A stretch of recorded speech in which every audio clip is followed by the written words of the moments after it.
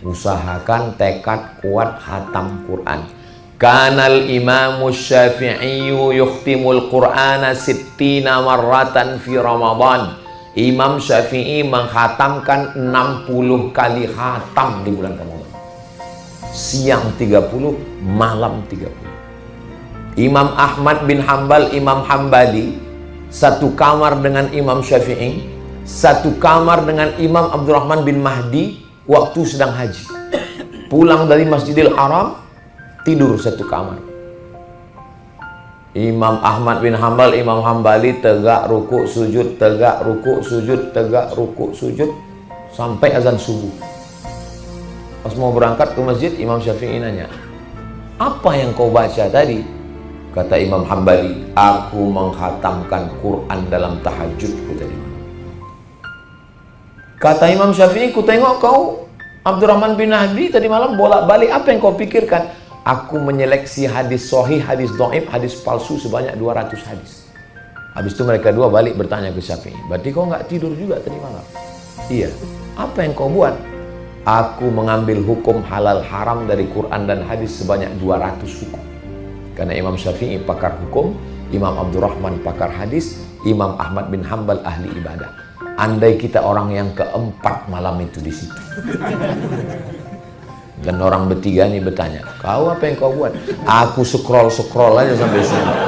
Gak bisa aku tidur dari tadi."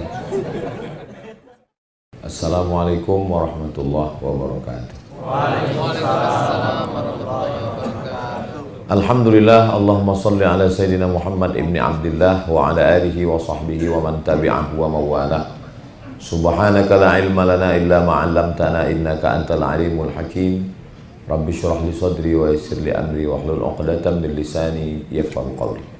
Yang saya hormati keluarga besar Pertamina Hulu Rokan yang tidak dapat saya sebutkan satu persatu, insyaallah kita semua dimuliakan Allah Subhanahu wa taala. Amin ya rabbal alamin. Tema kita siang ini apa temanya?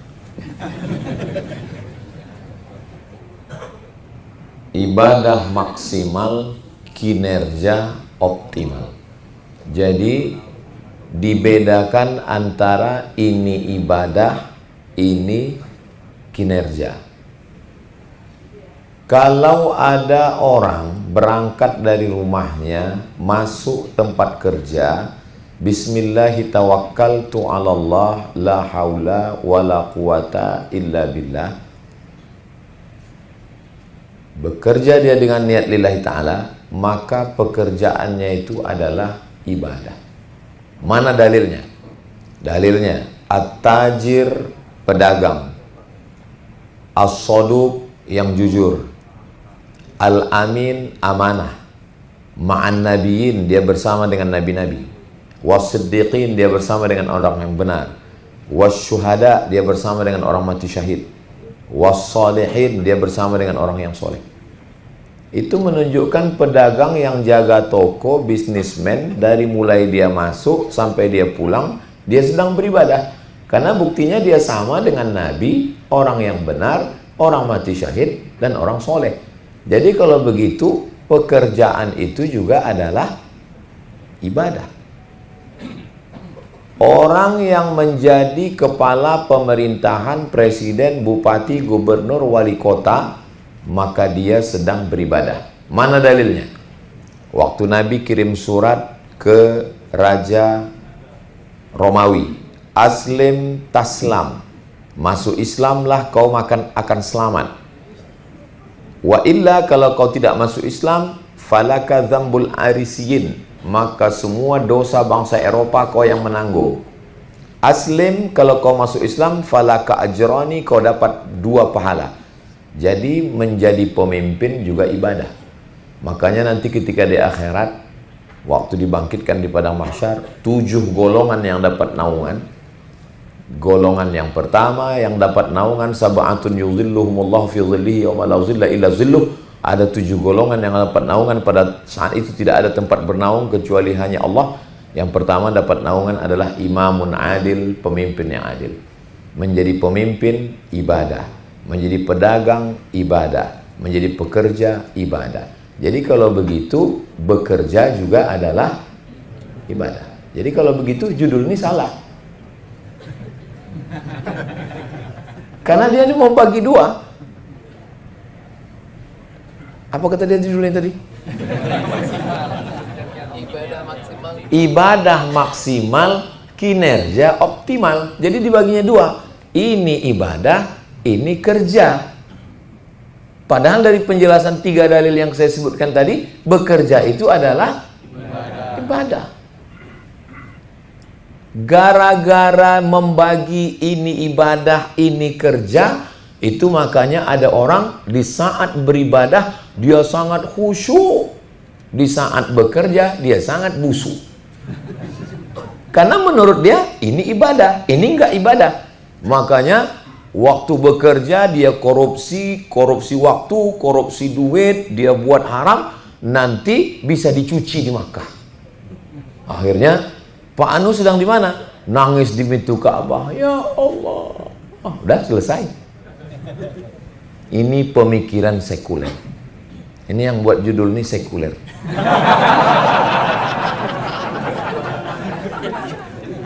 Sekuler itu artinya membagi dua, bahwa ini dunia, ini akhirat, ini kerja, ini bukan ibadah. Bahwa sedangkan dalam Islam ini semua ibadah. Makan ibadah. Loh, makan kok bisa jadi ibadah? Ketika kau sebut nama Allah, maka makanmu menjadi ibadah. Mana dalilnya? Allahumma barik lana fima razaqtana wa qina azabannar. Yang makan membaca doa, makannya ibadah. Tidur beribadah. Mana dalilnya? Bismika Allahumma ahya wa amut. Tidurmu menjadi ibadah. Perempuan yang mengandung anak, kalau dia mati, matinya mati syahid, maka mengandung adalah ibadah. Makanya jangan ejek orang yang mengandung. Kau tahun lalu mengandung, tahun ini mengandung. Bilang sama dia, ibadah, bilang. Man tazawwaja, siapa yang menikah, faqad istakmala nisfal iman. Siapa yang menikah, maka dia sudah menyempurnakan setengah iman. Maka menikah adalah ibadah. Tapi pahami ini dengan baik. Soalnya ada laki-laki menikah dia diam-diam. Pas ditanya sama istrinya, kok kau menikah diam-diam? Menikah itu ibadah, mah. Jadi yang mau saya sampaikan adalah jangan bagi ini ibadah, ini tidak ibadah. Detak jantung kita ibadah, hembusan napas ibadah, langkah kaki ibadah, kedipan mata ibadah, di kantor ini beribadah, pulang ke rumah mengurus anak istri pun beribadah, perempuan yang bekerja di kantor ini beribadah, dan kalau dia pulang mengurus suaminya juga ibadah. Sampai kapan kita berhenti ibadah? Sampai hembusan terakhir malaikat mencabut nyawa, barulah berhenti kita beribadah. Begitu pemahaman. Kenapa? Ustaz ngomong gini dalilnya mana? Wa ma khalaqatul jinna wal insa illa liya'budun. Kuciptakan manusia itu untuk beribadah. Enggak ada untuk lain. Kuciptakan handphone ini hanya untuk dipakai ngomong.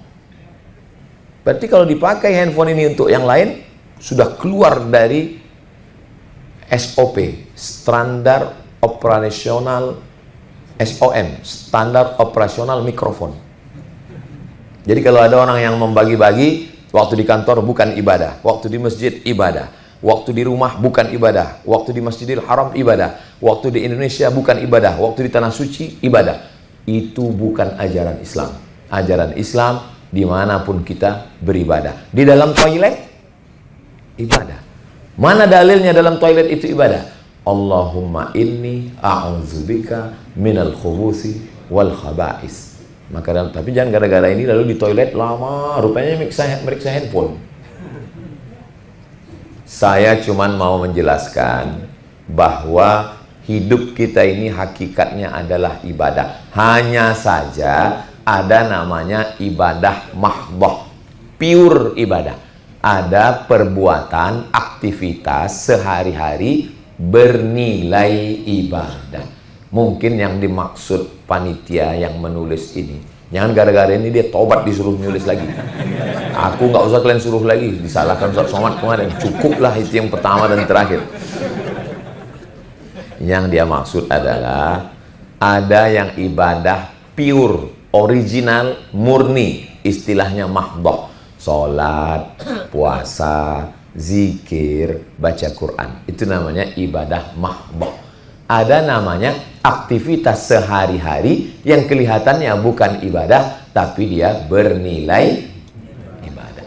Saya nggak mau juga ceramah ini dipahami salah, lalu nanti ketika orang masuk kantor buat laporan, sibuk depan komputer, pas suara azan berkumandang, diajak dia, yuk sholat ya bro. Ini juga ibadah. Kata siapa? Kata Ustaz Somad. Sesat dia itu katanya. Bagaimana menyeimbangkan antara ibadah yang pure, yang murni, yang original, yang mahdhah dengan aktivitas tadi seimbang. Karena banyak orang sekarang sibuk berangkat pagi, pulang petang, peras keringat, banting tulang, tunggang langgang, lintang pukang. Kepala jadi kaki, kaki jadi kepala, berangkat sebelum subuh, takut macet. Sampai di kantor, subuh melayang. Siang dikejar-kejar, bos atasan, zuhur hilang. Asar, meeting, hilang. Berangkat sore, pulang mau ke rumah, maghrib hilang. Sampai di rumah capek, tertidur. Isya pun hilang. Gak sholat. Begitulah terjadi. Sepekan, sebulan, setahun, sampai akhirnya barulah ketemu sama keluarga, ketemu anak, ketemu istri di ruang ICU. ICU Pak Ustadz, tulisannya ICU. Apa? Kenapa disebut ruang itu disebut ICU? Karena mata udah terpejam. Kata istrinya, ICU, you don't see me. Jadi, bagaimana? Memang mantap judul siang ini. Begitu cara mengobati hati yang udah terluka. Apa kata dia? 3 kali udah aku tengok ya. Bagaimana supaya ibadahnya maksimal dan kinerjanya juga optimal. Masuk kantor on time, tepat waktu. Tapi khataman Qur'annya juga dapat. Ini sudah hari keberapa ini? Cara melihat ini hari keberapa, kalau mau tahu, nanti habis ini, saya nggak mau mempermalukan orang. Coba nanti yang kawan akrabnya, coba buka Quran digitalmu. Buka nanti Quran digital. Tengok, buka Quran digitalnya. Lalu kemudian tengok dia udah baca juz berapa. Nanti ketahuan tuh udah hari keberapa. Ada yang baru hari pertama hari ini.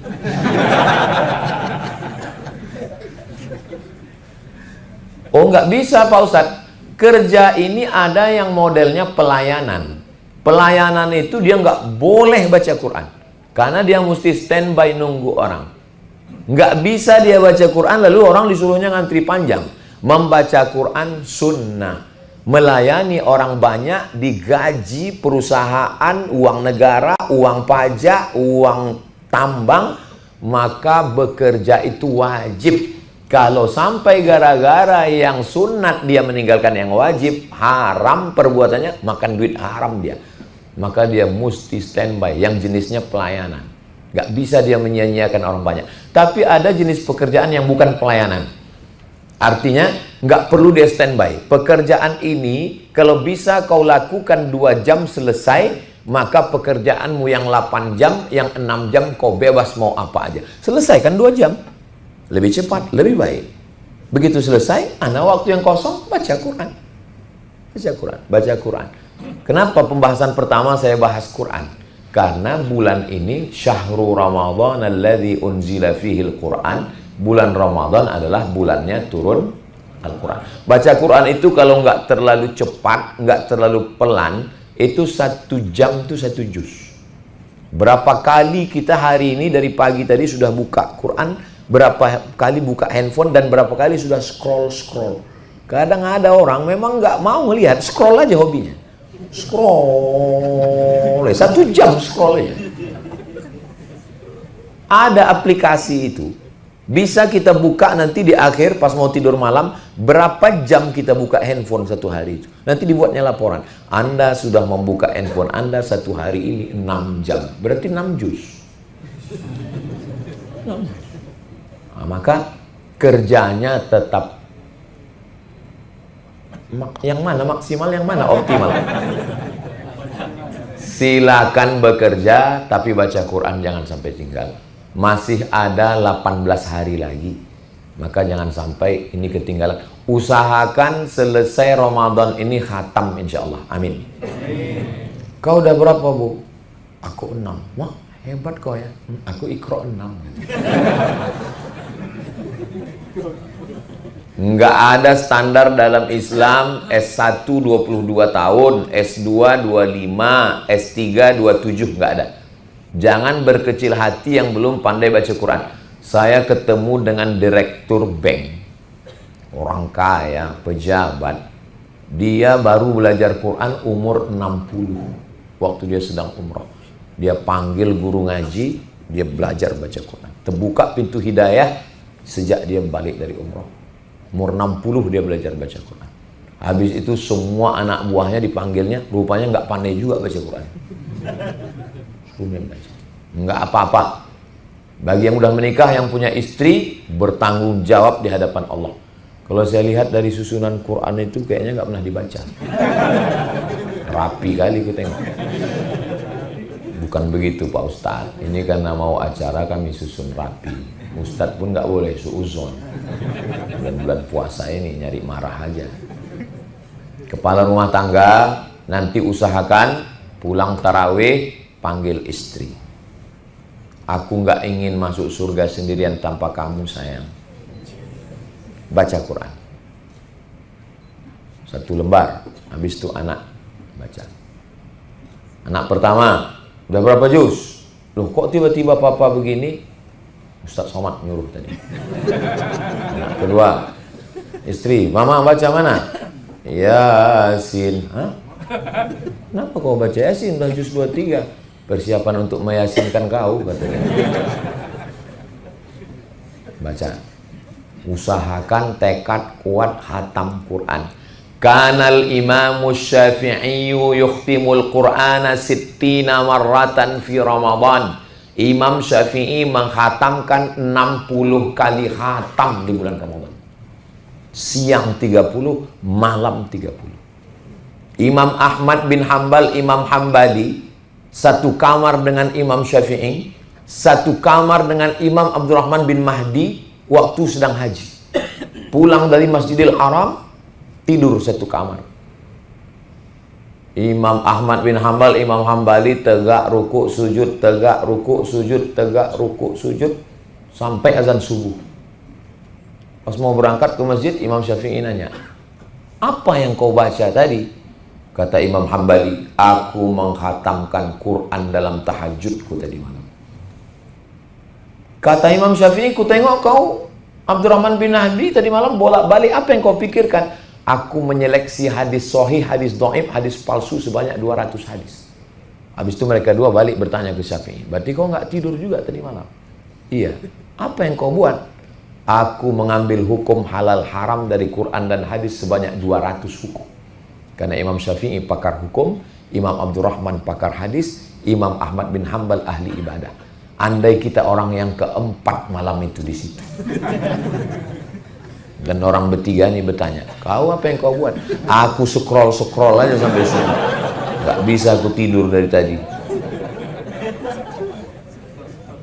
Bahwa semua waktu ini adalah ibadah.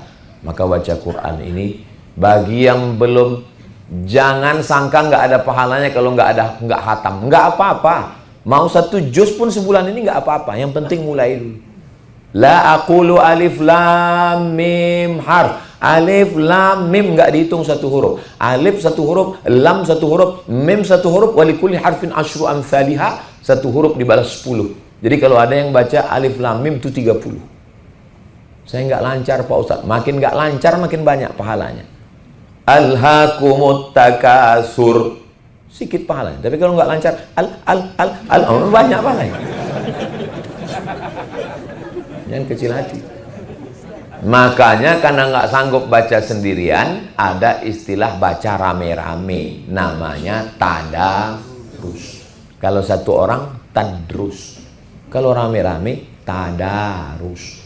Aku nggak sanggup sendiri bro, kita buat grup ya, 10 orang. Kau 1 lembar, kau 1 lembar, kau 1 lembar, 10 orang 1 juz. Nanti kita khataman bersama. Oh cocok, aku sendiri nggak bisa. Rame-rame, baca. Cuman kalau tadarus ini, kita memang mesti siap mental untuk disalahkan orang. Jangan tunjukkan ego kita. Yang atasan di situ, hilangkan egonya. Kalau enggak nanti kita ditegur 2 kali, aku ini atasan katanya. Nah, giliran siapa yang pertama? Ustaz Somad, baca Ustaz. Alif Lam Mim. Menurut guru tahsin kami itu bacanya enggak gitu Pak Ustaz. Alif Lam Mim. Saya ditegur, bangkitlah ego saya. Aku nih ustadz, berani kau negur aku. Aku di Mesir 4 tahun, di Maroko 2 tahun, S3 aku di Sudan. Ustadz, kalau cuma lama di Arab, onta lebih lama lagi. Nggak main kita untuk ego-ego dalam masalah baca Quran ini. Ada orang yang merasa nggak pernah salah baca Quran. Kenapa? Karena memang nggak berbunyi dia baca Quran. Anda pernah salah baca Quran bersuara. A'udzu. Dari mana kau belajar baca Quran? A'udzu. A'udzu. Za. Ada za, ada za, ada wa, ada ja. A'udzu billahi minas syaiton. Syaiton kau bilang. Kata setan nyebut nama aku pun kau salah. Mau masuk neraka, mau masuk surga pula kau, kata setan. Ada sa, ada sya, ada tha, ada so. 4. Payah kali baca Quran nih Pak Ustadz. Terus waktu kau belajar bahasa Inggris kemarin mudah rupanya. Belajar bahasa Inggris kan tetap ada juga cara apa istilahnya bahasa Inggris? Hah? Pronunciation kan? Tulisannya tion. Kenapa kau baca session? Nation, United Nation. Workshop, shopping center. Kenapa pakai? Gimana kabar kesehatan kau hari ini? How about your health today? Kenapa ada health? Kenapa tak kau bilang health? Nah, ketawa orang Inggris di belakang. Ini kadang orang kalau ngaji ini kata dia, payah ini ngaji ini. Padahal waktu bahasa Inggris tetap juga dia. Mana mau orang Inggris nerima bahasa Inggris. Cobalah ikut tes TOEFL, Test of English Foreign Language. Bahkan ada beberapa huruf yang hilang sama sekali nggak dibaca. Knife. Knife tulisannya. Knife. Jadi setiap bahasa itu punya ciri khasnya masing-masing. Apalagi bahasa Prancis, semuanya jadi huruf lain. Bonjour. Tulis jelas-jelas tulisannya bonjour. Bonjour. Pusing kepala kita membacanya. Tapi kenapa kita tetap wajib membaca? Saya datang ke rektor. Pak Rektor, saya bilang, ini bahasa ini nggak ada gunanya untuk kami di Indonesia. Hebat pun kami di sini. Kata dia, kalau kau mau kuliah sini, kau pelajari nih. Nggak mau cabut kau dari sini. Katanya. Paksa kami belajar lagi. Selamat pagi, bonjour. Selamat siang, bonsoir. Siapa namamu? Komong tutapel. Nama saya Abdul Somad. Je suis étudiant Darul Hadis Établissement. Mau nggak mau? Kenapa kita belajar? Terpaksa. Kenapa baca Quran kita nggak mau belajar? Nggak terpaksa. Jangan sampai kita dipermalukan anak-anak kita. Balik anak kita dari TK, SMP, Quran, nanya dia, Papa. Tadi di sekolah kami belajar tajwid. Min qablikum. Non mati kalau ketemu dengan qab gimana Pak? Ya qabnya lari karena nonnya udah mati. Malu kita di depan anak-anak kita. Nanti dia pulang dia akan nanya. Dengarkan bacaan hafalan adik ya. Sekarang orang anak TK tamat TK, hafal juz amma. Kata gurunya di sekolah, adik, hafalannya dengarkan ke papa, ke mama ya. Nampak kali bodoh kita. Dengarkan Pak. Amma yatasaalun 'anin naba'il 'azim alladzi hum fihi mukhtalifun. Kalla. Apa ya? Makanya kalau ada anak datang mau dengarkan bacaan, cepat-cepat buka handphone. Langsung cari, tanya dulu surat apa, bilang. Kalau enggak, nampak bodoh kita. Hilang harga diri kita di depan dia. Nah, jadi tentang bacaan Quran ini, bacalah dengan baik. Pak Ustadz, bagusnya di bulan Ramadan ini baca Quran dengan artinya atau banyak-banyakan khatam? Banyak-banyakan khatam. Bulan Ramadan ini memang lomba banyak-banyak khatam. Makanya kalau ada Ustadz yang ngomong, jangan banyak-banyak khatam. Nggak ada gunanya kalau baca Quran nggak tahu artinya. Diam kau bodoh. Bulan Ramadan ini memang lomba banyak-banyak khatam. Kalau mau ngerti maknanya, perkata nanti setelah bulan Ramadan. Ini memang bulannya bulan Al-Quran, memperbanyak khatam Al-Quran. Al-Quran beli yang ada 5-nya.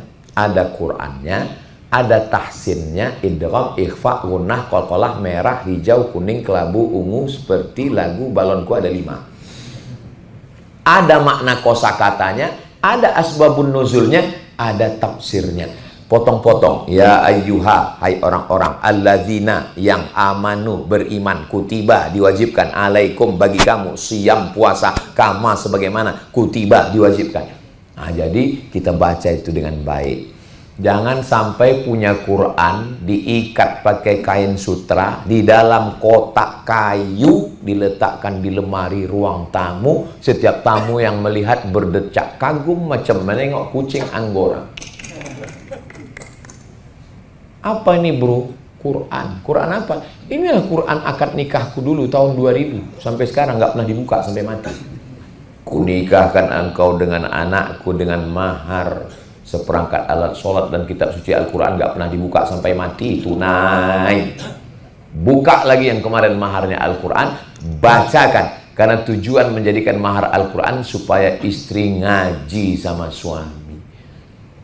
Mudah-mudahan di Ramadan ini yang belum pandai ngaji terbuka pintu hidayah, dia pandai ngaji. Selesai Ramadan ada peningkatan insya Allah. Amin ya rabbal alamin. Tadi saya mulai jam setengah 12, sekarang sudah jam 12. Ternyata ceramah di Pertamina ini cepat kali waktu berlalu. Entah perasaan saya aja karena mau pulang.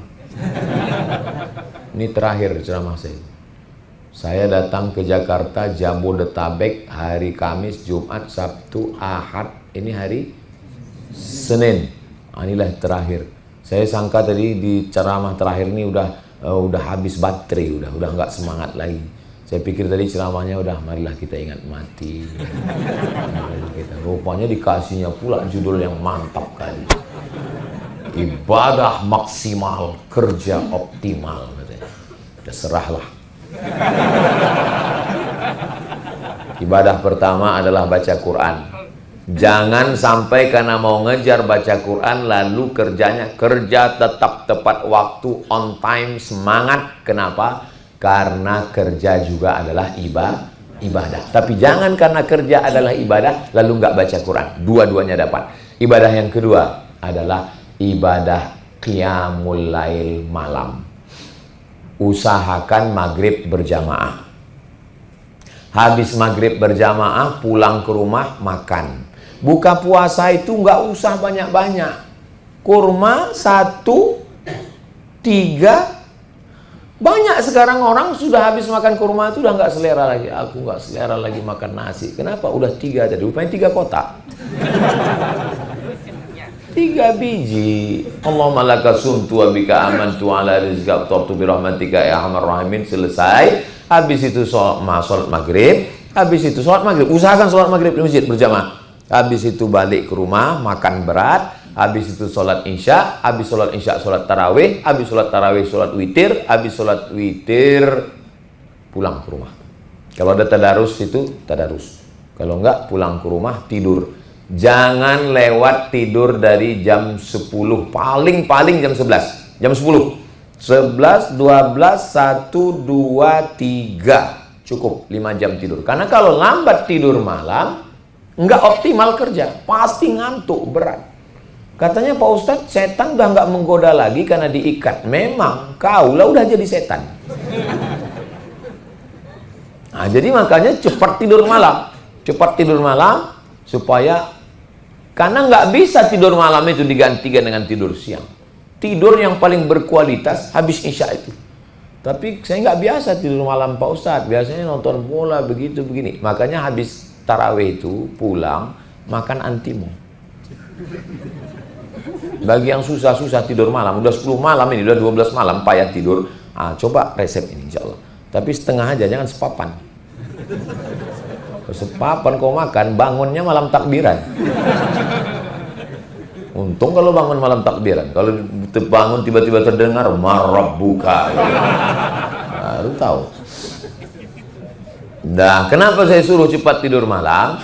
Supaya mudah bangunnya jam 3, setengah 4, lalu kemudian sholat lagi, sholat sunat wudhu, sholat sunat taubat, sholat sunat hajat, sholat sunat tahajud. Apakah urutannya mesti seperti ini? Enggak, terserah. Tapi yang wudhu itu iya, setelah sholat sunat wudhu, sholat sunat taubat, sholat sunat tahajud, sholat sunat hajat. Jangan witir lagi, karena sudah sholat witir. Karena kata Nabi, ibadah yang utama di Ramadan ini namanya ibadah qiyam. Qiyam itu artinya berdiri di waktu malam, artinya nggak tidur. Tapi karena kita kerja, ada orang yang tahajud dari mulai isya sampai subuh tahajud, tapi siangnya dia tidur. Pegawai Pertamina Hulu Rokan nggak bisa. Makanya ya dapat 2 rakaat jadilah. Tapi jangan dipotong video ini. Ada sekarang ada orang hobinya motong video. Kemarin saya tonton di TikTok, dipotongnya video saya 3 detik. Kalau memang Allah itu maha penyayang, untuk apa Allah menciptakan neraka? Untuk kau lah kan. Pasti yang bagian itu dipotongnya. Saya takut dia dipotongnya, yang saya bilang 2 rakaat pun jadilah. Jadi diambilnya itu. Akhirnya tarawihnya 2 rakaat. Makanya kalau nonton ceramah Ustadz, jangan tonton yang potong-potongan itu. Tonton yang full di Pertamina Hulu Rokan 1 jam di channel Ustadz Abdul Somad Official. Subscribe, like, share, and comment. Ibadah yang kedua adalah qiyamul lail, jangan sampai tinggal. Tarawih 8 rakaat. Tempat kami 20 tambah witir 23, bagus. Menurut mazhab Maliki 36. Tambah witir 3, 39. Silakan. Mau pilih 39, bagus. Mau pilih 23, bagus. Mau pilih 8 tambah 3, 11, ya nggak tahu. Mungkin dia ada dalilnya juga. Kami pun beberapa malam ini kami buat karena capek dari keliling sampai di hotel kami tarawih. Tarawih apa namanya nih? Efisiensi. Jangan sampai nggak tarawih sama sekali. Jangan sampai nanti rupanya Ramadan tahun depan kita udah nggak hidup lagi. Rabbana absarna, mata kami sudah menengok azab. Wa sami'na, telinga kami sudah mendengar azab. Farji'na, balikkan lagi kami ke dunia. Na'mal solihan, kami mau beramal soleh. Jadi saya dikasih tahu tausiahnya sampai jam 12.30. Karena saya mulai tadi 11.30 berakhir 12.30. Nanti bapak-bapak, ibu-ibu semuanya langsung sholat zuhur. Habis itu kalau pas kalian sholat zuhur tuh, itulah saya cabut ke airport. Karena saya nanti sholatnya di airport. Saya sholat berjamaah juga dengan tim ini di airport. Ini saya jelaskan supaya jangan ada dusta di antara kita. Enggak apa-apa Pak Ustadz, azannya jam 12:07. Terus kami nanti sholatnya jam 12.30 di Masjidil Haram itu. 30 menit dari azan ke sholat. Tapi jangan itu dijadikan alasan untuk menunda-nunda sholat. Kalau nggak ada alasan, begitu azan 2 rakaat, 4 rakaat. Kalau qobliyah zuhur tuh 4 rakaat. Man sholat isnatai asyarata rakaat, 12 rakaat sehari semalam. Sholat sunat. 2 rakaat sebelum subuh, 4 rakaat sebelum zuhur, tetap 2 rakaat 1 salam. 2 rakaat setelah maghrib, 2 rakaat setelah isya. Loh, kok kurang ya? 2 rakaat sebelum subuh, 4 rakaat sebelum zuhur, 2 rakaat setelah zuhur, 2 rakaat setelah maghrib, 2 rakaat setelah isya. Saya sebetulnya pura-pura lupa mau ngetes orang ini. Kenapa malam itu kita tarawih, witir, tahajud? Supaya di luar Ramadan ringan sholat sunat. Itu tujuannya. Allah bisa karena biasa. Ini saya tengok orang banyak nggak sholat sunat. Masuk masjid nggak ada tahiyatul masjid. Orang qobliyah dia duduk. Orang ba'diyah dia cabut. Pas ditanya kenapa kau nggak sholat sunat? Sholat sunat dikerjakan berpahala, ditinggalkan nggak apa-apa. Itulah yang membuat orang nggak sholat sunat. Padahal siapa yang sholat sunat 12 rakaat sehari semalam, dibangunkan Allah untuknya istana di surga. Mudah-mudahan kita termasuk yang istiqomah sholat sunat insya Allah. Saya yang sampai sekarang masih belum dapat saya jawabannya. Kenapalah layar itu ditempel di dinding? Cuman orang mau nengok. Iya kan? Kalau di depan masih masuk akal. Kalau di samping beginilah dia nengok. Habis acara ini sakit lehernya. Ustaz Somad ini kritis sekali. Judul pun dikritisinya, layar pun dikritisinya. Memang kalau lapar nih kritis kita ternyata. Ibadah maksimal. Ibadah baca Quran sudah. Ibadah bangun malam sudah. Ibadah apa lagi? Ibadah yang ketiga adalah man fattara shaiman, siapa yang memberikan buka puasa kepada orang yang makan puasa. Kalau di tempat kita orang mau ngundang buka puasa tuh seriusnya minta ampun. Kalau di Mesir nggak gitu. Ketemu di bis, ditanyanya, Indonesia? Are you Indonesian student? Kau anak Indonesia? Kenapa anak? Waktu dulu kami kuliah itu anak Indonesia dicari.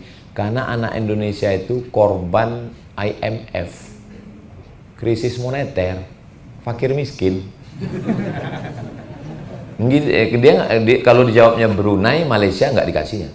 Indonesia langsung dikeluarkan duit, kasihnya. Ini ambil 100 pon, makan buka puasa sama kawan-kawanmu ya. Simple, beda sama orang kita. Orang kita kalau mau ngundang anak yatim, suruh datang jam 4. Suruh baca Yasin. Fasubhanalladzi biyadihi malakutu kulli syai'in wa ilaihi turja'un. Shadaqah 3 kali ya, Dek.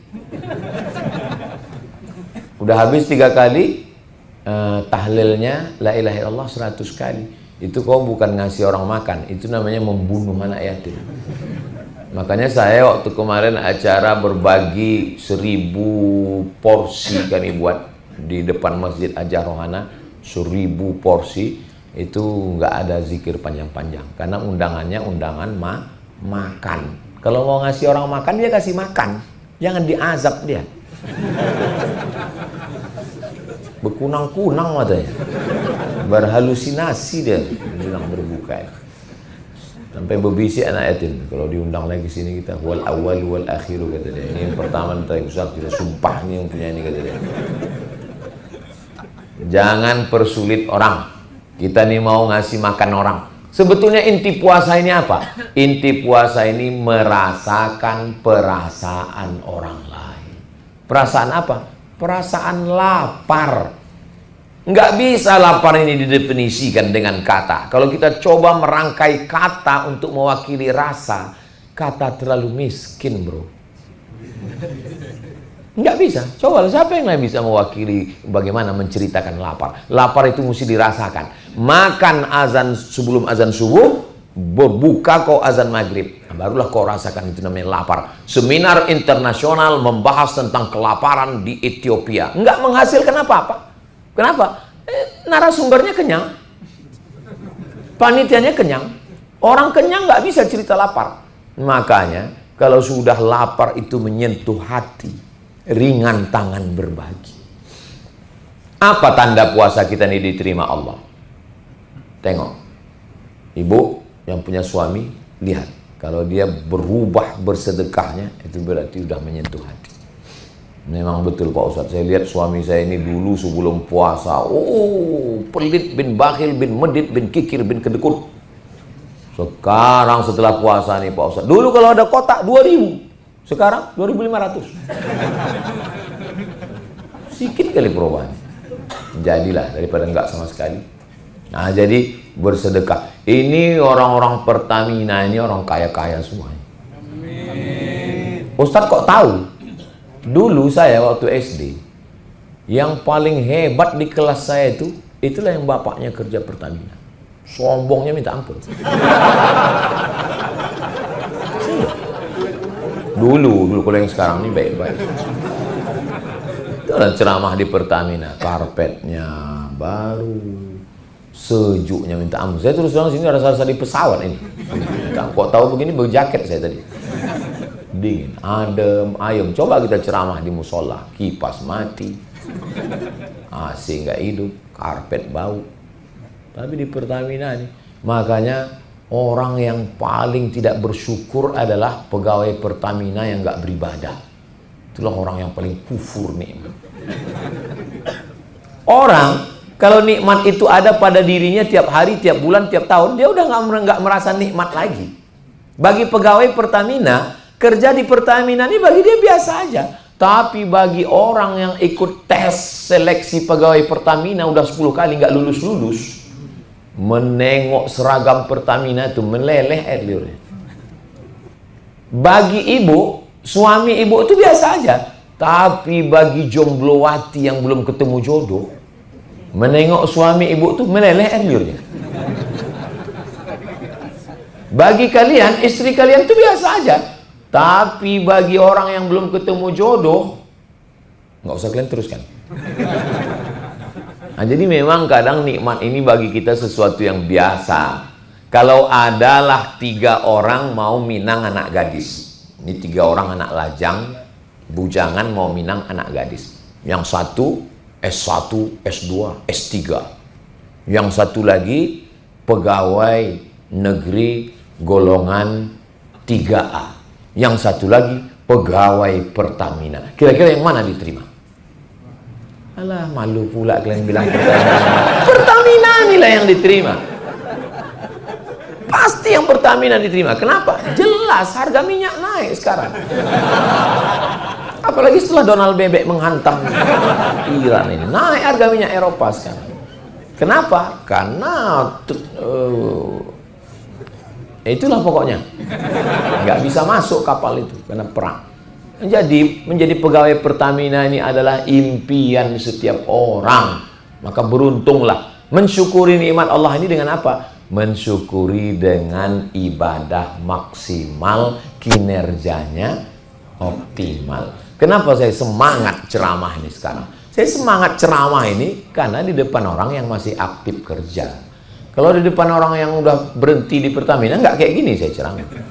Paling saya ceramahnya banyak-banyaklah mengingat alam barzah. Untuk apa kita semangat? Dia pun udah nggak kerja lagi. Tapi karena pegawai ini masih dalam etos kerja yang maksimal, maka insya Allah yang saya sampaikan ini bekerjanya semangat. 3 ibadah itu aja dulu, nggak usah banyak-banyak. Yang pertama, baca Quran. Yang kedua, Qiyamul Lail, sholat malam. Yang ketiga adalah sedekah, sedekah, sedekah. Disimpan pun duit itu banyak-banyak. Untuk apalah duit itu disimpan banyak-banyak? Simpan, simpan, simpan, simpan, simpan, simpan, mati. Habis diambil istri. Nah tuh, udah bisik-bisik orang tuh. Bapak punya tabungan 2 miliar, amin. Amin. Meninggal. Untuk istri itu, menurut kompilasi hukum Islam Indonesia, nama hartanya gonogini. 50% diambil mereka. 1 M untuk kalian, Bu. Dah, tinggal untuk almarhum 1 M. Istri dapat lagi. Kalau ada anak 1/8. Kalau nggak ada anak 1/4. Kebetulan nggak ada anak. 1/4 dapat 250 juta tambah 1 M. Berapa mereka dapat?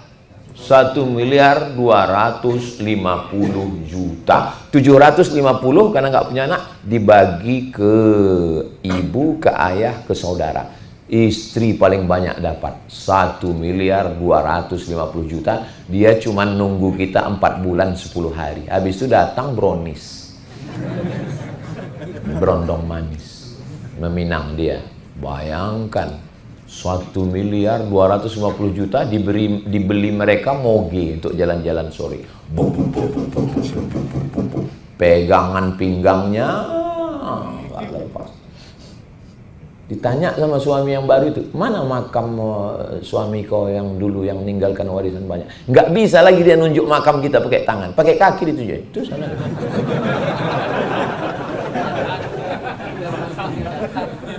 Saya bukan mau merusak kemesraan kalian, bukan.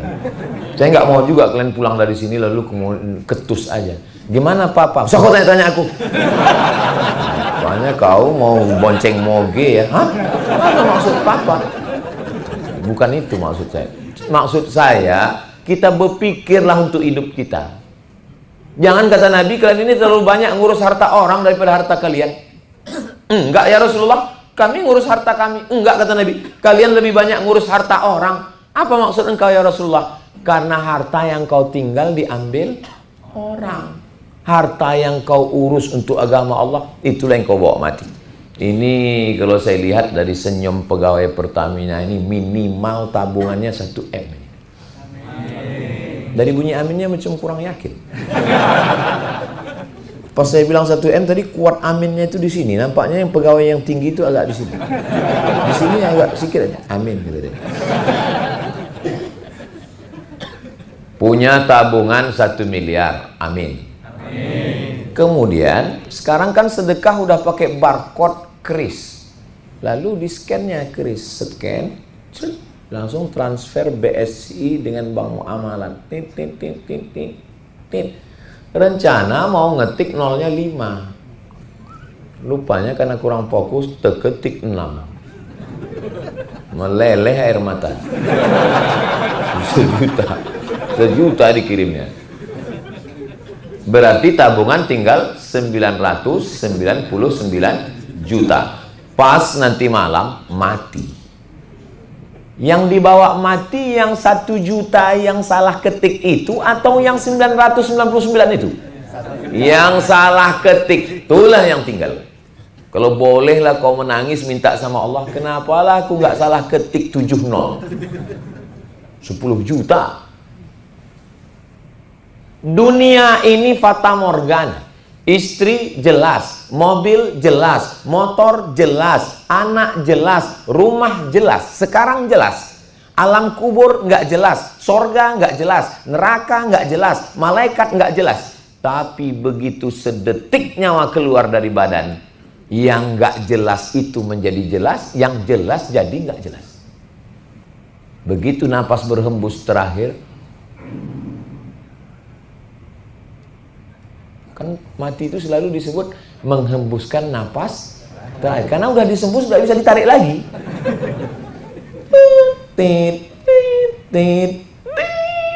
Gitu ya? Atau nggak bisa ditarik lagi. Begitu keluar, yang kau bilang fata morgana, yang sekarang lagi nantang-nantang, mana surga itu, mana malaikat itu, nggak usah dilayani dia. Nanti lama-lama nampaknya juga malaikat maut itu.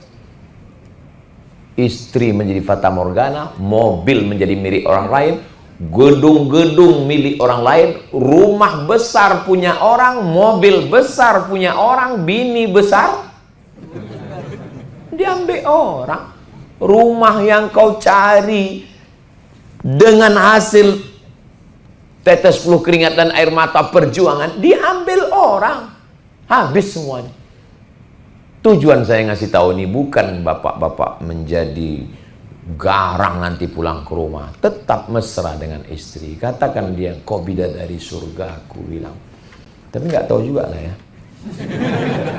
Maksud saya, pikirkan diri kita, apa yang mau kita bawa menghadap Allah. 3 ini aja bekal kita menghadap Allah, insya Allah. Mudah-mudahan istiqomah kita, insya Allah. Amin. Assalamualaikum warahmatullahi wabarakatuh. Saudara-saudari dimanapun berada, selamat datang kembali di channel YouTube Narasi Ustadz. Di kesempatan kali ini, alhamdulillah, saya dalam keadaan sehat walafiat dalam lindungan Allah Subhanahu wa Ta'ala, dan semoga saudara-saudari dimanapun berada, saya doakan semoga sehat selalu, banyak rezekinya, bahagia selalu rumah tangganya, dan selalu dalam lindungan Allah Subhanahu wa Ta'ala. Amin ya rabbal alamin. Dan di kesempatan kali ini eh, kita akan membahas seputar sabar ketika ditimpa musibah. Karena di akhir-akhir ini perang bergejolak di negara-negara termasuk Iran, Israel, Amerika, Rusia, dan Ukraina. Mari kita doakan semoga negara yang terdampak perang semoga cepat damai dan cepat menemukan titik terang. Semoga keluarga dan warga di negara-negara tersebut semoga selalu diberi kekuatan ketika tertimpa ujian atau musibah. Semoga Allah memberi jalan keluarnya agar perang cepat usai, maksudnya cepat selesai. Pada kesempatan yang berbahagia ini, marilah kita bersyukur kepada Allah Subhanahu wa taala atas nikmat dan hidayah sehingga saat ini kita bisa hadir di acara dengan baik. Mudah-mudahan atas kehadiran saudara-saudari dimanapun berada di channel YouTube Narasi Ustadz, semoga menjadi ilmu yang bermanfaat untuk saya dan untuk Anda semua. Dalam sebuah hadis telah ditegaskan oleh Nabi kita, Nabi Agung Muhammad SAW, yang artinya tidak ada muslim laki-laki atau perempuan yang ditimpa musibah setelah sekian lama dia ingat kembali lalu memperbarui ucapan inna lillahi wa inna ilaihi raji'un. Selain Allah akan memperbarui suasana perasaan itu yang lalu, diberinya pahala seperti keadaan suasana tak kala pertama musibah tersebut menimpa saudara. Makanya ketika kita kaget ketika mendengar tentang misalkan tentang kecelakaan atau tentang perang atau musibah tanah longsor atau bencana, ucapkanlah kalimat inna lillahi wa inna ilaihi raji'un. Dalam sebuah cerita disebutkan bahwa seorang guru bermimpi berjumpa dengan Sufyan. Lalu maka dia olehnya, bagaimana kamu menghadapi kematian?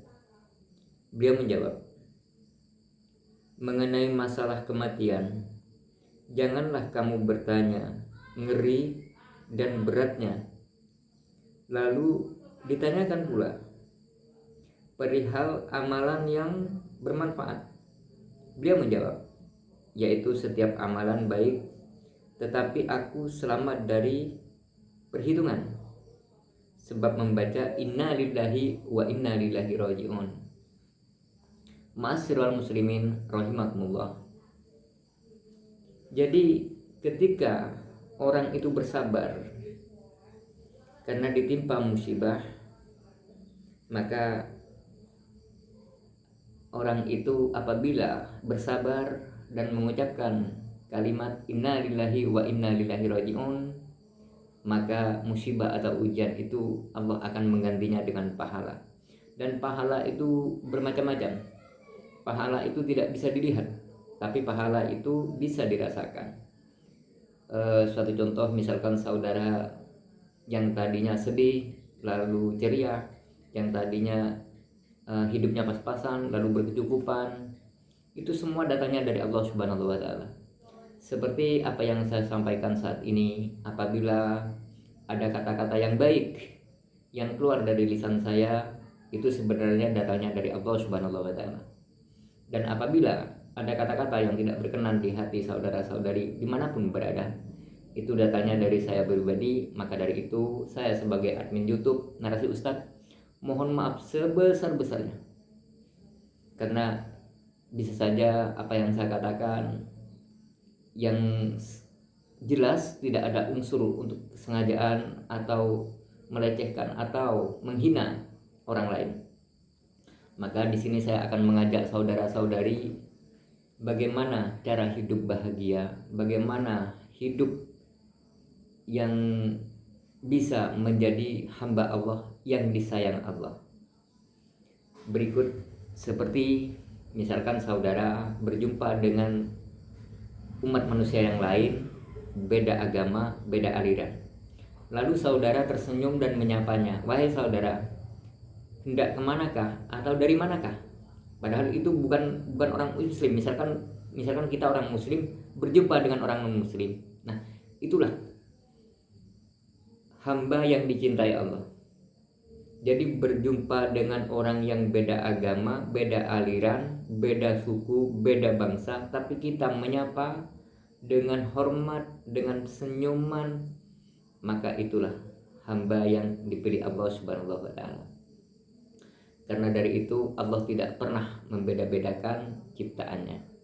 Dan Allah menciptakan kita sebagai umat manusia, Allah menciptakan kita itu dengan kecintaannya. Jadi kalau saudara, contoh kecil, misalkan saudara punya anak, lalu saudara itu sudah tentu ya, sudah jelas saudara menyayangi anaknya, mencintai, menyayangi, dan melindungi. Tapi semua itu tidak ada apa-apanya dibanding kecintaan Allah, kasih sayang Allah, perlindungan Allah kepada kita. Lalu apa balasan kita kepada Allah? Kalau perlindungan Allah, kasih sayang Allah, cintanya Allah kepada kita lebih besar dari apa yang kita temui saat ini. Ma'asyiral muslimin rahimakumullah. Jadi kita mari sama-sama belajar bagaimana menjadi hamba yang baik. Tapi menjadi hamba yang baik belum cukup kalau kita belum menjadi hamba Allah yang disayangi Allah dan dicintai Allah. Kuncinya cuma ada dua, yaitu syariat dan tauhidnya. Kalau dua-duanya berjalan dengan seiring waktu, insya Allah saudara akan sampai tujuan, yaitu ridho Allah. Jadi kita itu misalkan kita beribadah, ibadah kan macam-macam, banyak jenisnya, termasuk ibadah sholat, ibadah bekerja, ibadah tidur, berzikir, berjalan, atau ibadah yang lain. Kalau semua itu diniatkan karena Allah Subhanahu wa taala, maka itu bisa meraih ridha Allah. Jadi kita sholat itu bukan untuk ingin masuk surga atau agar selamat dari neraka, bukan. Kita bersedekah, apakah kita itu harus, aku bersedekah katanya kiai, kalau saya bersedekah bisa masuk surga? Itu salah. Jadi kita bersedekah itu, kita itu karena perintah Allah. Kalau mampu, zakat kalau mampu. Ya, jadi kita di muka bumi ini, apa yang kita lakukan itu bukan karena surga atau bukan karena takut neraka. Jadi jangan takut dengan neraka dan jangan pernah takut untuk tidak masuk surga. Kenapa demikian? Karena umat Nabi Muhammad SAW semuanya masuk surga. Tidak ada yang tidak masuk surga, ya. Semuanya masuk surga. Itu umat Rasulullah SAW. Jadi tujuan kita hidup itu untuk apa? Kita bersedekah, sholat 5 waktu, puasa di bulan Ramadan. Tujuannya itu mencapai ridho Allah Subhanahu wa taala. Walaupun kita sholat, ngaji, sedekah, zakat, haji, umroh, dan banyak lainnya, tapi kalau kita tidak dapat ridho dari Allah, kita misalkan haji ke Mekah, tapi tidak dapat dari ridho Allah, kita itu hanya rekreasi sampai ke Mekah, tapi kita tidak dapat pahala. Apa penyebabnya? Penyebabnya adalah ketika kita mau menunaikan ibadah haji, lihatlah kanan kirinya dulu, apakah orang di sekitar kita itu sudah layak apa belum, sudah makan apa belum.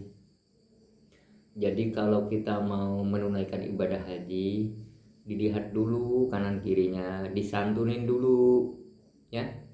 Nah, barulah berangkat haji atau umroh. Kalau yang di kanan kirinya belum layak, lalu saudara pergi haji, maka itu kemungkinan besar ya hajinya itu tidak mabrur ya. Mabrur itu rahasia Allah, tapi bisa dilihat. Contoh, misalkan orang itu sebelum haji orangnya pelit, galak, lalu sepulang haji orangnya itu baik, luman, itu tandanya haji itu mabrur. Tapi kalau orang itu sebelum haji pelit, galak, setelah pulang dari haji dia tambah pelit, tambah galak, nah itu bukan mabrur namanya ya. Jadi banyak dalam Islam itu isinya syariat itu atau tauhid. Tauhid itu dan syariat itu adalah sebuah wadah. Jadi di dalam syariat itu banyak isinya, di dalam tauhid juga banyak isinya. Begitu. Jadi syariat itu contoh misalkan saudara mau ke Jakarta, otomatis banyak jalan yang dilewati. Begitu. Dan banyak rintangan yang pasti dilihat atau dihadapi. Itulah contoh syariat. Jadi tujuannya banyak. Tauhid gitu, itu sebuah wadah, tapi isinya banyak. Termasuk saudara tersenyum. Tersenyum itu adalah sedekah yang paling mulia. Kenapa demikian? Ya, daripada sebuah makanan lebih besar itu pahalanya orang tersenyum. Karena apa? Apabila saudara berjumpa dengan orang lalu tersenyum, orang yang disenyumin itu merasa dihargai. Makanya besar itu pahalanya orang tersenyum, daripada saudara bersedekah makanan tapi sambil nadanya wajahnya tidak menyenangkan gitu kan. Jadi orang yang menerima sedekah itu sukar untuk memakannya gitu. Jadi perlu dipahami saudara-saudari, dalam Islam itu apa saja yang diperbolehkan oleh Allah Subhanahu wa taala dan apa saja yang dilarang oleh Allah Subhanahu wa taala. Jadi jangan asal kita itu sholat sudah jelas kita itu masuk surga, belum ya. Belum. Sholatnya itu kira-kira kalau sholat itu sudah sesuai bacaannya atau belum. Karena ada manusia yang sangat dibenci oleh Allah Subhanahu wa taala. Apakah dosa itu orang itu mencuri, merampok, membunuh atau dosa yang lain? Bukan. Orang yang paling dibenci oleh Allah Subhanahu wa taala yaitu orang yang mencuri ayat Allah. Yang rawan lagi ini kalau di bulan Ramadan gini. Di bulan Ramadan ini misalkan tarawehnya cepat, itu bisa mencuri ayat Allah. Mencurinya dari mana? Ayat yang panjang dan pendeknya kalau dia sampai disamakan rata, yang seharusnya ayat itu dibaca panjang lalu pendek, yang pendek tambah pendek, itu yang dimaksud imam itu mencuri ayat Allah, maka itu sangat dibenci oleh Allah Subhanahu wa taala. Jadi rawan di sholat tarawih itu rawan sekarang. Jadi berhati-hatilah ya. Jadi dalam sholat itu jangan sampai mencuri ayat Allah. Karena jarang ya kiai yang menyampaikan tentang sholat mencuri ayat Allah ya. Jarang. Kebanyakan ceramah akhir zaman itu yang disinggung itu amplop dan isinya amplop. Jadi sudah jarang ya yang membahas tentang syariat Islam ya. Bahkan orang sekarang ceramah-ceramah itu sekarang tuh kalau berbagi di atas pentas ya. Berbaginya itu tidak sama rata, dipilih. Nah, apakah yang hadir itu orang kaya semua? Belum tentu, ya kan? Misalkan si A itu nggak punya, dikasih. Terus ada si B itu juga nggak punya, tapi nggak dikasih. Nah, itu jangan sampai melukai perasaan orang lain. Kalau memang niat berbagi, ya kan? Kalau bisa itu sembunyi-sembunyi. Karena di zaman Rasulullah SAW ada seseorang itu yang berbagi sembunyi-sembunyi. Apa katanya Rasulullah? Orang itu ahli surga katanya. Jadi lebih baik itu berbagi dengan secara sembunyi-sembunyi agar kita itu menjadi hamba yang terbaik. Kita kan sudah paham, kamu siapa? Umatnya Nabi. Ya, memang iya umatnya Nabi. Bagaimana kalau Nabi tidak mengakui kalau kita umatnya? Nah, naudzubillah min tadi. Maka dari itu saudara-saudari, kalau kita benar-benar umatnya Rasulullah SAW, apapun gelar kita, apapun status kita, jangan sampai memandang orang lain lebih rendah dari kita. Dan apabila kita punya tetangga yang lebih kaya, kita jangan sampai iri, karena rezeki itu sudah diatur oleh Allah. Semuanya itu sudah diatur oleh Allah Subhanahu wa taala. Jadi tugas kita apa? Tugas kita tuh hanya bersyukur nikmat yang telah diberikan Allah. Nikmat iman, nikmat makan, nikmat tidur, nikmat ibadah yang lain masih banyak. Seperti kita napas kita tidak terengah-engah, itu suatu nikmat. Nikmat dari Allah. Seandainya oksigen yang kita hirup saat ini lalu diperjualbelikan, dari mana kita dapat uang? Ini oksigen kan gratis dari Allah. Lalu syukur yang seperti apa yang walaupun kita itu selalu bersyukur kepada Allah, belum cukup juga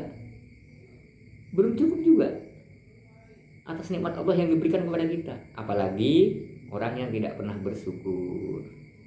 Jadi maka dari itu saudara-saudari, pandai-pandailah bersyukur, karena dosanya orang yang tidak bersyukur itu luar biasa loh, dosanya besar banget. Oh, berarti orang tidak bersyukur itu dosa? Iya, dosa saudara. Jadi kita itu, kalau saudara misalkan punya kenalan orang yang nggak mampu, miskin, dekatilah dia. Walaupun saudara tidak mampu membantu sepenuhnya, paling tidak saudara itu menghargai dia. Karena apa? Di akhir zaman gitu, kalau orang miskin itu seakan-akan tidak dihargai, nggak ada harganya. Walaupun orangnya itu bisa ngaji, kalau nggak punya harta ya nggak ada harganya. Karena apa? Hidup di akhir zaman itu sudah kebalik. Kebaliknya gimana? Orang bodoh tapi kaya itu dihormati. Orang bisa ngaji tapi miskin nggak ada harganya. Nah, setelah ini nantinya kan ada pemimpin yang dunia itu hanya dipimpin oleh satu orang, maka kedamaian di situ. Damailah umat manusia yang hidup di muka bumi itu. Tapi sayang sekali waktunya tidak lama ya. Karena setelah itu pemimpin itu wafat, maka dunia lebih buruk lagi kejadiannya. Lebih buruk dari yang sekarang. Maka dari itu semoga kita semua selalu dalam keadaan iman. Semoga kita itu sampai wafat pun dalam keadaan iman. Begitu. Wafat itu maknanya banyak. Tidur itu termasuk wafat lah. Tidur itu termasuk wafat. Tapi bukan hanya wafat terus dikubur, bukan ya. Wafat, makna wafat banyak. Termasuk tidur, istirahat itu kan. Itu wafat namanya. Jadi kita harus memahami makna wafat itu ya. Kita tidur nikmat kan, nikmat walaupun tidur sedikit sebentar nikmat. Itu wafat sebenarnya. Makanya kalau orang tidur tuh lupa punya uang berapa triliun, punya rumah mewah, punya kendaraan mewah, lupa kenapa dia wafat. Jadi itulah makna dari wafat itu tidur. Nah, kalau orang tidur itu sudah tidak merasakan dia punya apa-apa, ya memang sudah jelas. Maka dari itu setelah bangun tidur harus sadar bahwa rezeki, harta yang kita miliki saat ini bukanlah miliknya. Itu semua milik Allah. Dan apabila benda saudara atau sesuatu milik saudara dicuri oleh orang, maka orang itu tidak mencuri milik saudara. Dia mencuri milik Allah sebenarnya. Begitu. Maka dari itu saudara-saudari, di bulan Ramadan, sekarang kan sudah malam-malam, maka marilah kita bermunajat kepada Allah Subhanahu wa taala dan selalu bersyukur. Makanya kalau berdoa tuh awalnya dari syukur. Alhamdulillahirabbil alamin gitu. Jangan ya Allah ya Rabbi saya mohon rezeki yang banyak. Ya Allah ya Rabbi jadikan saya orang kaya, jangan. Ya Allah panjangkanlah umur saya, jangan. Saya sejak lahirnya sampai sekarang ini, semenjak saya dilahirkan, setelah saya bisa ngaji, belum pernah melihat doanya ulama dikabulkan Allah. Doa yang mana itu? Doa ketika orang itu minta panjang umur. Nyatanya umurnya nggak ada yang lama, ya kan? Berarti doa panjang umur itu tidak pernah dikabulkan oleh Allah. Kalau saya pribadi, saudara, ketika saya berdoa, ya Allah, ampunilah hamba ini. Hamba selalu berdosa kepada Engkau, selalu bermaksiat kepada Engkau. Hamba tidak bisa menghindar dari maksiat, maksiat iman, maksiat mata, maksiat mulut, maksiat telinga. Semua orang itu bermaksiat kepada Allah. Tidak ada orang yang suci di muka bumi ini, saudara-saudari. Maka dari itu, marilah kita saling menghormati. Tidak ada perbedaan baik yang berjubah, baik yang tidak berjubah, baik yang berseragam atau yang tidak berseragam. Itu semua makhluk Allah. Jadi tidak ada perbedaan di muka bumi ini. Nah, sekarang ini, malam ini kan sudah malaman ya, bisa diartikan malam Lailatul Qadar. Tapi itu semua rahasia Allah. Tidak ada yang tahu. Apakah malam 21, 22, 23, 24? Enggak. Cuman itu kan pendapat ulama seperti itu. Kalau seandainya malam Lailatul Qadar bisa ditentukan malam 21, 23, 25, 27, 29 atau yang ke-30. Berarti orang itu hanya mau bersikir di pas malaman itu. Nah, maka dari itu pendapat itu banyak yang tidak setuju. Karena apa? Semua itu rahasia Allah. Agar itu umat manusia agar selalu bermunajat kepada Allah di bulan Ramadan sejak malam Ramadan pertama. Begitu yang benar, saudara. Ya. Jadi jangan ngira kalau malam 21, malam 23, malam 25, 27, 29, 30 itu malam Lailatul Qadar. Jangan, tidak seperti itu. Semua itu rahasia Allah. Ya, itu hanya pendapat ulama, ya, hanya pendapat ulama. Jadi enggak seperti itu, ya. Jadi semua itu rahasia Allah. Malam Lailatul Qadar itu apa ya? Rahasia Allah. Cuma tanda-tandanya itu ada. Tapi sekiranya mata kita bisa nggak membedakan tanda-tanda itu? Karena mata orang zaman sekarang itu banyak mata yang bermaksiat, ya. Bahkan dokter yang paling terkenal sedunia tidak bisa mengobati penyakit orang jenisnya dua, penyakit mata dan hidung, yaitu mata keranjang dan hidung belang. Nah, maka dari itu kira-kira kita bisa membedakan nggak malam Lailatul Qadar atau tidak? Walaupun tanda-tandanya sudah dijelaskan oleh Nabi Agung Muhammad SAW. Karena apa? Mata kita selalu bermaksiat, ya. Jadi maka dari itu kita itu jangan nunggu malaman. Jadi sejak malam bulan Ramadan itu kita selalu bermunajat kepada Allah, walaupun setelah bulan Ramadan. Nah, tanda-tanda orang yang dikabulkan Allah, yang dihilangkan dosanya oleh Allah setelah bulan Ramadan. Bisa dilihat dari mana? Misalkan tadinya itu orang itu akhlaknya tidak baik, setelah bulan Ramadan akhlaknya baik, berarti itu dapat ampunan dari Lailatul Qadar, dapat ampunan dari Allah di malam Lailatul Qadar itu tanda-tanda. Ya, itulah saudara-saudari yang bisa saya sampaikan dari Ustaz. Kita akan berjumpa lagi di lain waktu, ya. Semoga kita semua selalu dalam lindungan Allah Subhanahu wa taala. Dan saya akhir sampai di sini dulu. Dan sebelum itu kita sampaikan sholawat kepada baginda Nabi Agung beserta keluarganya. Allahumma sholli ala sayyidina Muhammad wa ala ali sayyidina Muhammad. Dan sampai jumpa lagi saudara-saudari di channel Narasi Ustaz. Assalamualaikum warahmatullahi wabarakatuh.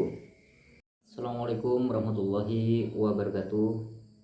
Saudara-saudari dimanapun berada, selamat datang kembali di channel YouTube Narasi Ustaz.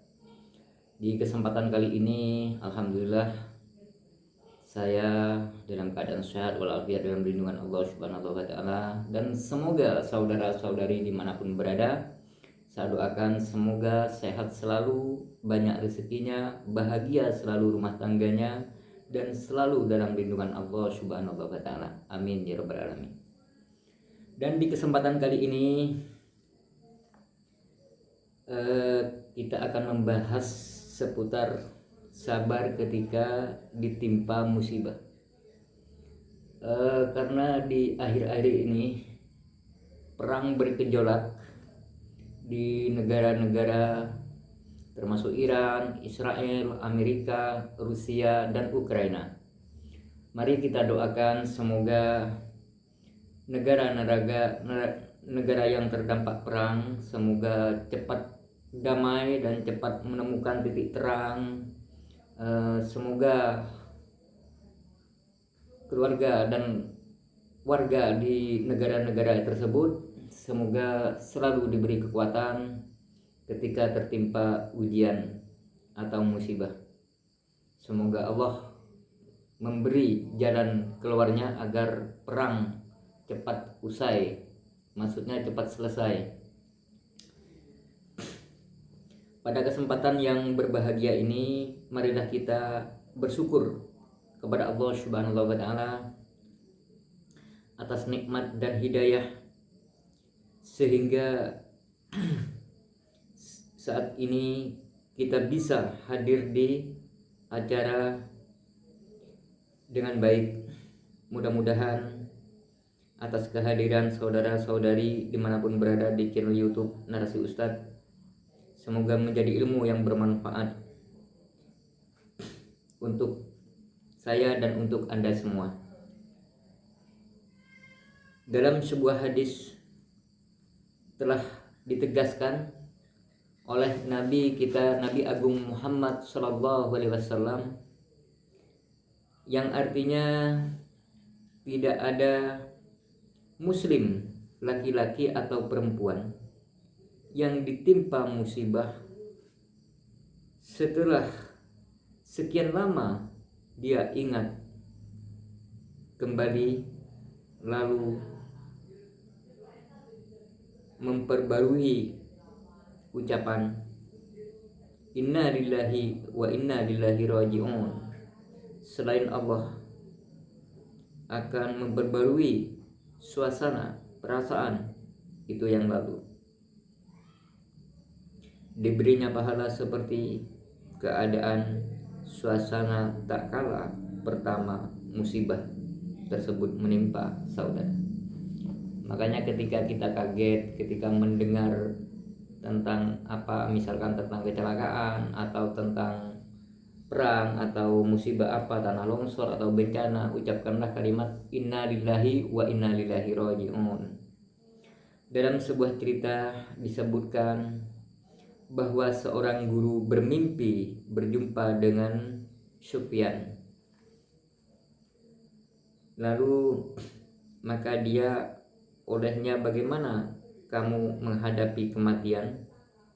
Beliau menjawab, mengenai masalah kematian, janganlah kamu bertanya ngeri dan beratnya. Lalu ditanyakan pula perihal amalan yang bermanfaat. Beliau menjawab, yaitu setiap amalan baik, tetapi aku selamat dari perhitungan sebab membaca inna lillahi wa inna ilaihi raji'un. Ma'asyiral muslimin rahimakumullah. Jadi ketika orang itu bersabar karena ditimpa musibah, maka orang itu apabila bersabar dan mengucapkan kalimat inna lillahi wa inna ilaihi raji'un, maka musibah atau ujian itu Allah akan menggantinya dengan pahala. Dan pahala itu bermacam-macam. Pahala itu tidak bisa dilihat, tapi pahala itu bisa dirasakan. Suatu contoh, misalkan saudara yang tadinya sedih lalu ceria, yang tadinya hidupnya pas-pasan lalu berkecukupan, itu semua datangnya dari Allah Subhanahu wa taala. Seperti apa yang saya sampaikan saat ini, apabila ada kata-kata yang baik yang keluar dari lisan saya, itu sebenarnya datangnya dari Allah Subhanahu wa taala. Dan apabila ada kata-kata yang tidak berkenan di hati saudara-saudari dimanapun berada, itu datanya dari saya pribadi. Maka dari itu saya sebagai admin YouTube Narasi Ustadz mohon maaf sebesar-besarnya, karena bisa saja apa yang saya katakan yang jelas tidak ada unsur untuk kesengajaan atau melecehkan atau menghina orang lain. Maka di sini saya akan mengajak saudara-saudari bagaimana cara hidup bahagia, bagaimana hidup yang bisa menjadi hamba Allah yang disayang Allah. Berikut seperti misalkan saudara berjumpa dengan umat manusia yang lain, beda agama, beda aliran. Lalu saudara tersenyum dan menyapanya, "Wahai saudara, hendak kemanakah atau dari manakah?" Padahal itu bukan orang muslim. Misalkan kita orang muslim berjumpa dengan orang non muslim. Nah, itulah hamba yang dicintai Allah. Jadi berjumpa dengan orang yang beda agama, beda aliran, beda suku, beda bangsa, tapi kita menyapa dengan hormat, dengan senyuman, maka itulah hamba yang dipilih Allah Subhanahu wa taala. Karena dari itu Allah tidak pernah membeda-bedakan ciptaannya. Dan Allah menciptakan kita sebagai umat manusia, Allah menciptakan kita itu dengan kecintaannya. Jadi kalau saudara, contoh kecil, misalkan saudara punya anak, lalu saudara itu sudah tentu ya, sudah jelas saudara menyayangi anaknya, mencintai, menyayangi, dan melindungi. Tapi semua itu tidak ada apa-apanya dibanding kecintaan Allah, kasih sayang Allah, perlindungan Allah kepada kita. Lalu apa balasan kita kepada Allah? Kalau perlindungan Allah, kasih sayang Allah, cintanya Allah kepada kita lebih besar dari apa yang kita temui saat ini. Ma'asyiral muslimin rahimakumullah. Jadi kita mari sama-sama belajar bagaimana menjadi hamba yang baik. Tapi menjadi hamba yang baik belum cukup kalau kita belum menjadi hamba Allah yang disayangi Allah dan dicintai Allah. Kuncinya cuma ada dua, yaitu syariat dan tauhidnya. Kalau dua-duanya berjalan dengan seiring waktu, insya Allah saudara akan sampai tujuan, yaitu ridho Allah. Jadi kita itu misalkan kita beribadah, ibadah kan macam-macam, banyak jenisnya, termasuk ibadah sholat, ibadah bekerja, ibadah tidur, berzikir, berjalan, atau ibadah yang lain. Kalau semua itu diniatkan karena Allah Subhanahu wa taala, maka itu bisa meraih ridha Allah. Jadi kita sholat itu bukan untuk ingin masuk surga atau agar selamat dari neraka, bukan. Kita bersedekah, apakah kita itu harus, aku bersedekah katanya kiai, kalau saya bersedekah bisa masuk surga? Itu salah. Jadi kita bersedekah itu, kita itu karena perintah Allah.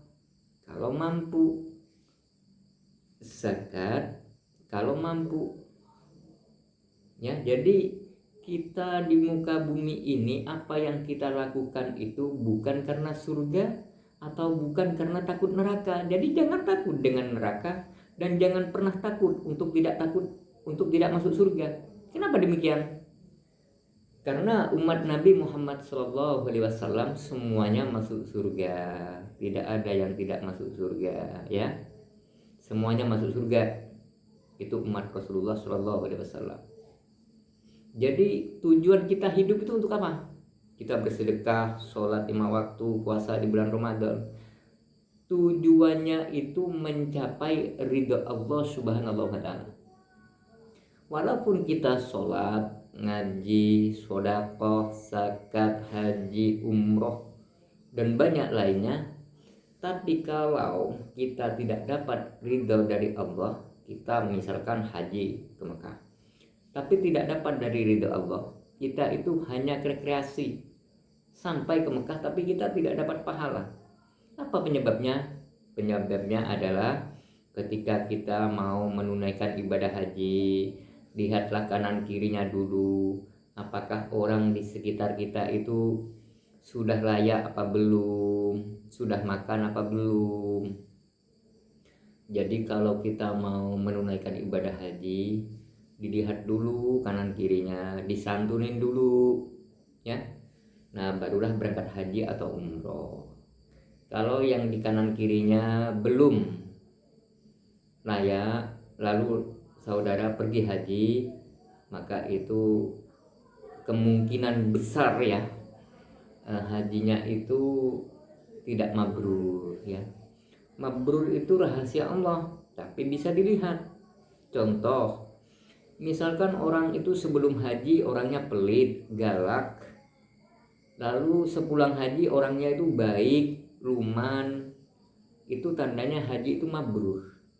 Tapi kalau orang itu sebelum haji pelit, galak, setelah pulang dari haji dia tambah pelit, tambah galak, nah itu bukan mabrur namanya ya. Jadi banyak dalam Islam itu isinya syariat itu atau tauhid. Tauhid itu dan syariat itu adalah sebuah wadah.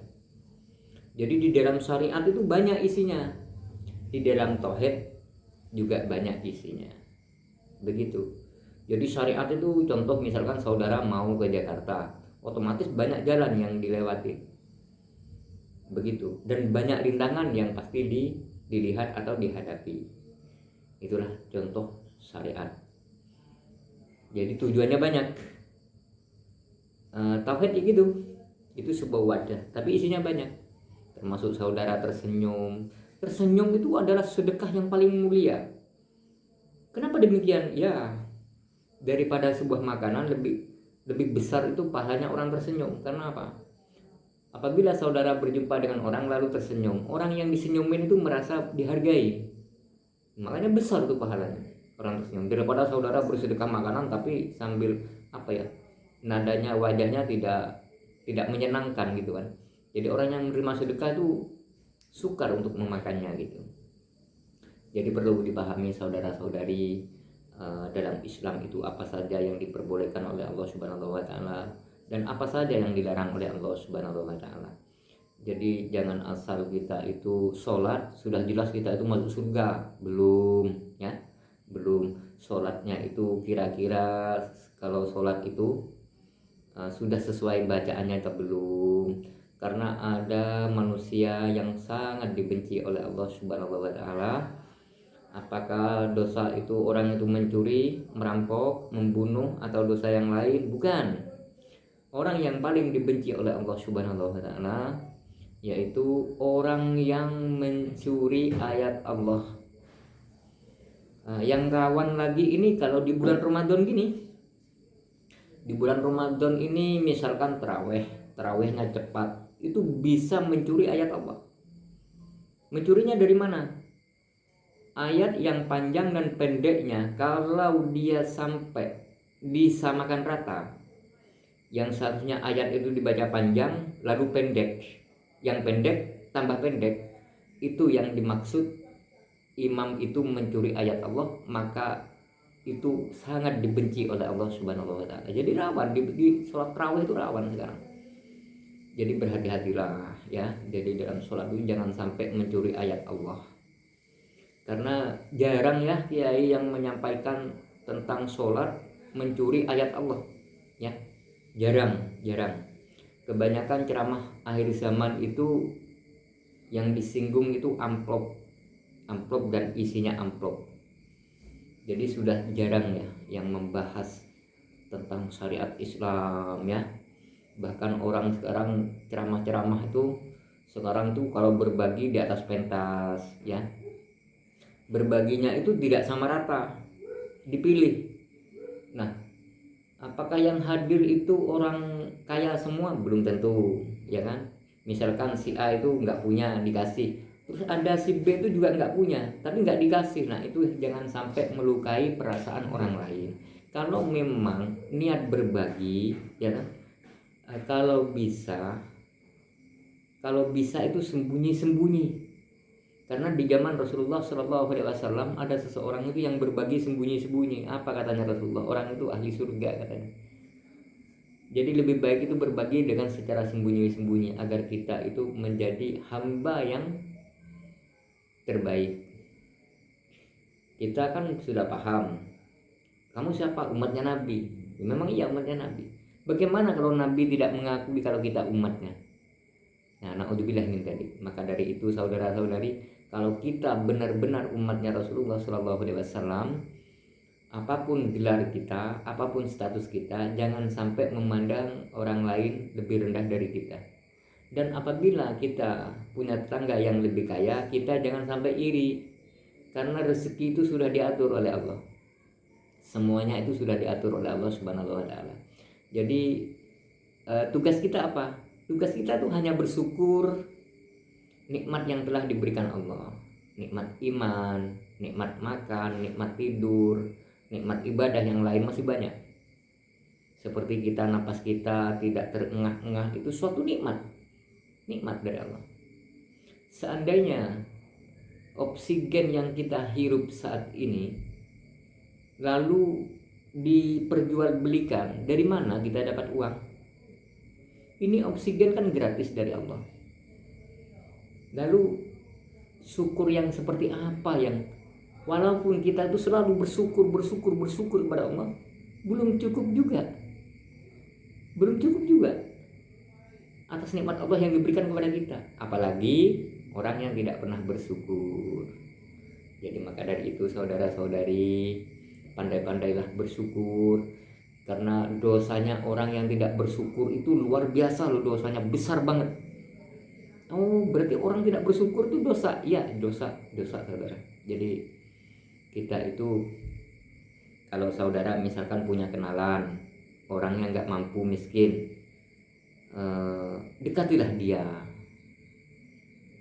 Walaupun saudara tidak mampu membantu sepenuhnya, paling tidak saudara itu menghargai dia. Karena apa? Di akhir zaman gitu, kalau orang miskin itu seakan-akan tidak dihargai, nggak ada harganya. Walaupun orangnya itu bisa ngaji, kalau nggak punya harta ya nggak ada harganya. Karena apa? Hidup di akhir zaman itu sudah kebalik. Kebaliknya gimana? Orang bodoh tapi kaya itu dihormati. Orang bisa ngaji tapi miskin nggak ada harganya. Nah, setelah ini nantinya kan ada pemimpin yang dunia itu hanya dipimpin oleh satu orang, maka kedamaian di situ. Damailah umat manusia yang hidup di muka bumi itu. Tapi sayang sekali waktunya tidak lama ya. Karena setelah itu pemimpin itu wafat, maka dunia lebih buruk lagi kejadiannya, lebih buruk dari yang sekarang. Maka dari itu semoga kita semua selalu dalam keadaan iman. Semoga kita itu sampai wafat pun dalam keadaan iman. Begitu. Wafat itu maknanya banyak. Tidur itu termasuk wafat, tidur itu termasuk wafat. Tapi bukan hanya wafat terus dikubur, bukan ya. Wafat, makna wafat banyak, termasuk tidur, istirahat, itu kan, itu wafat namanya. Jadi kita harus memahami makna wafat itu ya. Kita tidur nikmat kan, nikmat walaupun tidur sedikit sebentar, nikmat. Itu wafat sebenarnya. Makanya kalau orang tidur tuh lupa punya uang berapa triliun, punya rumah mewah, punya kendaraan mewah, lupa. Kenapa? Dia wafat. Jadi itulah makna dari wafat, itu tidur. Nah, kalau orang tidur itu sudah tidak merasakan dia punya apa-apa, ya memang sudah jelas. Maka dari itu setelah bangun tidur harus sadar bahwa rezeki, harta yang kita miliki saat ini bukanlah miliknya. Itu semua milik Allah. Dan apabila benda saudara atau sesuatu milik saudara dicuri oleh orang, maka orang itu tidak mencuri milik saudara, dia mencuri milik Allah sebenarnya. Begitu. Maka dari itu saudara-saudari, di bulan Ramadan, sekarang kan sudah malaman, maka marilah kita bermunajat kepada Allah Subhanahu wa taala dan selalu bersyukur. Makanya kalau berdoa tuh awalnya dari syukur, alhamdulillahirabbil alamin gitu. Jangan ya Allah ya Rabbi saya mohon rezeki yang banyak, ya Allah ya Rabbi jadikan saya orang kaya, jangan. Ya Allah panjangkanlah umur saya, jangan. Saya sejak lahirnya sampai sekarang ini, semenjak saya dilahirkan, setelah saya bisa ngaji, belum pernah melihat doanya ulama dikabulkan Allah. Doa yang mana itu? Doa ketika orang itu minta panjang umur. Nyatanya umurnya nggak ada yang lama, ya kan? Berarti doa panjang umur itu tidak pernah dikabulkan oleh Allah. Kalau saya pribadi, saudara, ketika saya berdoa, ya Allah, ampunilah hamba ini. Hamba selalu berdosa kepada Engkau, selalu bermaksiat kepada Engkau. Hamba tidak bisa menghindar dari maksiat. Maksiat iman, maksiat mata, maksiat mulut, maksiat telinga. Semua orang itu bermaksiat kepada Allah. Tidak ada orang yang suci di muka bumi ini, saudara-saudari. Maka dari itu, marilah kita saling menghormati. Tidak ada perbedaan baik yang berjubah, baik yang tidak berjubah, baik yang berseragam atau yang tidak berseragam. Itu semua makhluk Allah. Jadi tidak ada perbedaan di muka bumi ini. Nah, sekarang ini, malam ini kan sudah malaman ya. Bisa diartikan malam Lailatul Qadar. Tapi itu semua rahasia Allah. Tidak ada yang tahu. Apakah malam 21, 22, 23, 24? Enggak. Cuman itu kan pendapat ulama seperti itu. Kalau seandainya malam Lailatul Qadar bisa ditentukan malam 21, 23, 25, 27, 29 atau yang ke-30. Berarti orang itu hanya mau berzikir di pas malaman itu. Nah, maka dari itu pendapat itu banyak yang tidak setuju. Karena apa? Semua itu rahasia Allah. Agar itu umat manusia agar selalu bermunajat kepada Allah di bulan Ramadan sejak malam Ramadan pertama. Begitu yang benar, saudara. Ya. Jadi jangan ngira kalau malam 21, malam 23, malam 25, 27, 29, 30 itu malam Lailatul Qadar. Jangan, tidak seperti itu. Semua itu rahasia Allah. Ya, itu hanya pendapat ulama, ya, hanya pendapat ulama. Jadi enggak seperti itu, ya. Jadi semua itu rahasia Allah. Malam Lailatul Qadar itu apa ya? Rahasia Allah. Cuma tanda-tandanya itu ada. Tapi sekiranya mata kita bisa enggak membedakan tanda-tanda itu? Karena mata orang zaman sekarang itu banyak mata yang bermaksiat, ya. Bahkan dokter yang paling terkenal sedunia tidak bisa mengobati penyakit orang jenisnya dua, penyakit mata dan hidung, yaitu mata keranjang dan hidung belang. Nah, maka dari itu kira-kira kita bisa membedakan nggak malam Lailatul Qadar atau tidak? Walaupun tanda-tandanya sudah dijelaskan oleh Nabi Agung Muhammad SAW. Dan apa? Mata kita selalu bermaksiat, ya. Jadi maka dari itu kita itu jangan nunggu malaman.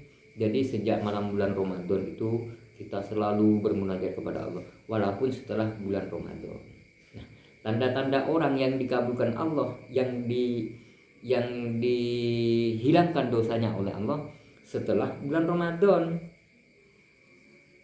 Bisa dilihat dari mana? Misalkan tadinya itu orang itu akhlaknya tidak baik, setelah bulan Ramadan akhlaknya baik, berarti itu dapat ampunan dari Lailatul Qadar, dapat ampunan dari Allah di malam Lailatul Qadar itu tanda-tanda.